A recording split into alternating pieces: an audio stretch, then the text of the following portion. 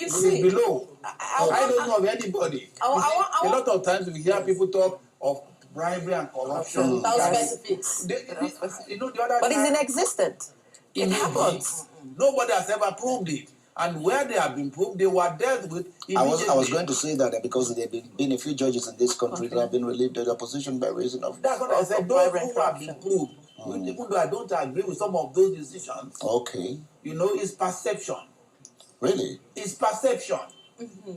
Take for instance, I don't want to go into details, but let me say that what is important is that... If your details will illustrate your point more clearly, please do.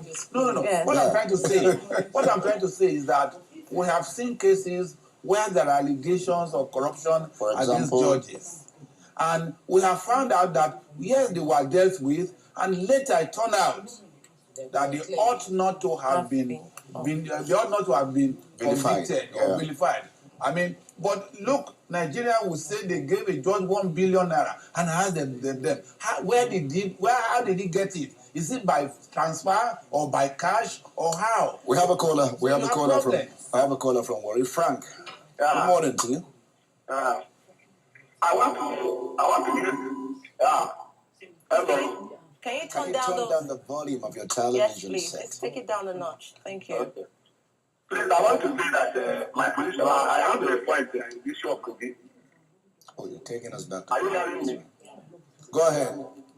The Kogi issue, I think that the Supreme Court has allowed all the exercises that was done from the time of this case up to today.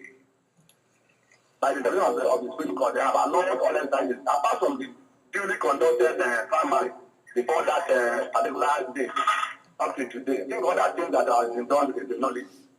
What source are you getting your arguments from? Do you agree with him, sir? No, I'm sorry. That is my underground view now of the Supreme Court.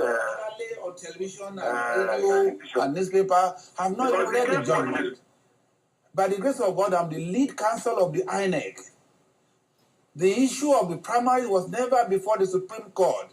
The issue of the election was never before the Supreme Court. What the Supreme Court decided was that all governors of Nigeria elected by the process of election shall have a 4-year tenure. And that the fact that some took second oath will not make them to extend their tenure. This is Nigeria. All that the governor needs to do is to arrange a case where his tenure will be nullified. He takes second oath, he takes third oath, and ad infinitum. So the Supreme Court has put pay to that and said your tenure is 4 years. If you like, take 5 oaths. So when it is 4 years, you vacate. So a lot of media commentators have misled Nigerians to believing that Supreme Court has nullified primaries, they have nullified the election. No, the statement of Professor Tayo Jega yesterday says all the scheduled elections we hold, and that the election of Kogi is final.